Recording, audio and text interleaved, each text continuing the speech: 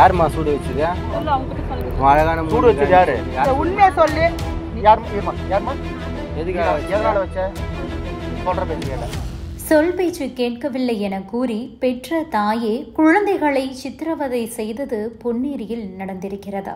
குழந்தை இல்லை என்று கோவிலாக இறங்கி ஏறுபவர்கள் பலர் மருத்துவமனையில் பல வலிமிகுந்த சிகிச்சைகளையும் கூட எடுத்துக்கொள்ள தயங்குவதில்லை. எப்படியாவது நமக்கென்று ஒரு குழந்தை இருக்க வேண்டும் என்று நினைப்பவர்களுக்கு மத்தியில் பெற்ற குழந்தைகளையே சூடு வைப்பது, அடிப்பது, கடிப்பது என மிருகத்தை விட மோசமாக நடந்து கொண்டிருக்கிறார்கள் ஒரு பெற்றோர். குழந்தைகளின் காயங்கள், தழும்புகளை பார்க்கும்போதே கண்ணீர் வருகிறது. திருவள்ளூர் மாவட்டம் பொன்னேரியில் கடந்த சில ஆண்டுகளாக பாதாள சாக்கடை பணிகள் நடந்து வருகிறது. இந்த பணிகளுக்காக பல்வேறு ஊர்களிலிருந்து தொழிலாளர்கள் வந்து தங்கி வேலை செய்து வருகிறார்கள். அங்கு வசித்து வரும் குழந்தைகள் இருவரது கைகளில் காயம் இருந்ததை கண்டு அந்த பகுதி மக்கள் என்னவென்று விசாரித்திருக்கிறார்கள். அப்போது கணவரை பிரிந்து வேறு ஒருவருடன் இளம்பெண் வசித்து வருவதும், குழந்தைகளுக்கு தாயே சூடு வைத்து கொடுமைப்படுத்தியதும் தெரிய வந்தது. இதனை கேட்டு அதிர்ச்சியடைந்த பொதுமக்கள் காவல்துறைக்கு தகவல் தெரிவித்து பாதிக்கப்பட்ட குழந்தைகளை பொன்னேரி அரசு மருத்துவமனையில் சிகிச்சைக்காக சேர்த்தனர். அங்கு குழந்தைகளுக்கு சிகிச்சை அளிக்கப்பட்ட நிலையில் காவல்துறையினர் விசாரணை மேற்கொண்டனர்.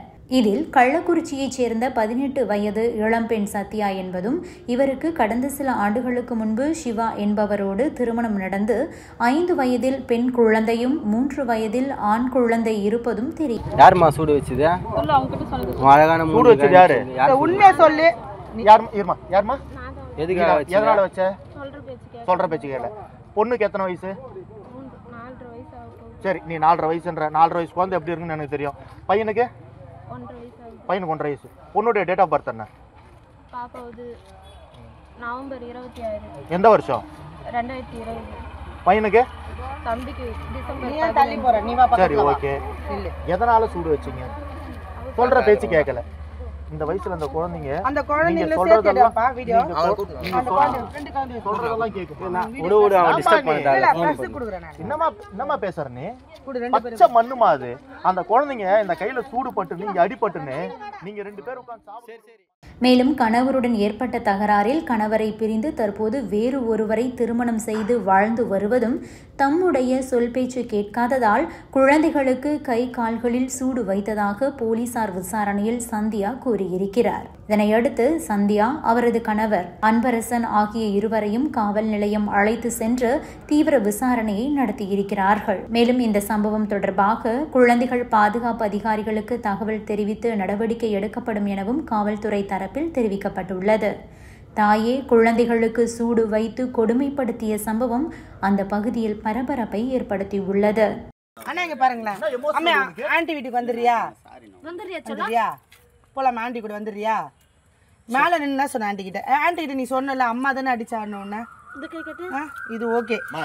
குளிக்க வச்சு சாப்பிடுற. எப்படி சாப்பிடுறீங்க? அந்த 2 குழந்தைங்கள ஒரு குளிக்கிறீங்களா? ஒரு டீசன்ட் 12:30 மணி வரைக்கும் 1 மணி வரைக்கும் போயின்னு இருக்குது. நான் சொல்லு என்ன டென்ஷன் ஆகுது எனக்கு. குழந்தைகளை பார்த்தோம் எதுவும் தெரியாது. பார்க்கல எல்லாரும் அண்ணன் குழந்தை எப்படி நான் சோறு பண்றது?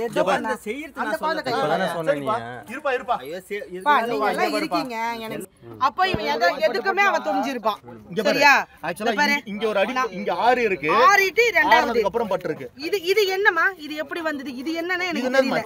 இது என்னன்னு சூடு வச்சிட்டாங்க.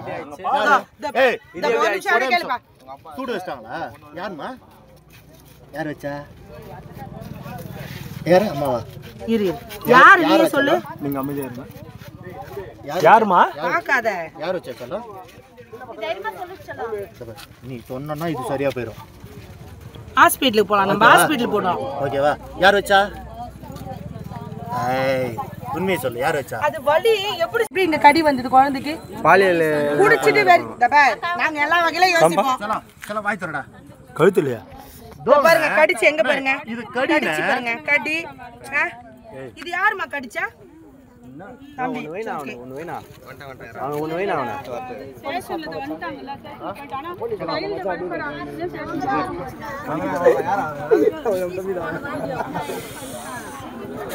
மா நீ ஒண்ணு இல்ல. பாப்பாக்கு ஒரு ஜட்டி ஒன்று எடுத்துருவாங்க. ட்ரெஸ் மாட்டு ட்ரெஸ் ஒண்ணு இல்ல, ஹாஸ்பிடல்ல கூட்டி போக போறேன். அப்போ நடிக்காத எவ்வளவு நேரம் விட மாட்டேன் அது அம்ச்சு நான் சொன்னேன் அப்ப நான் போய் சொன்னேன். சரி ஒன்று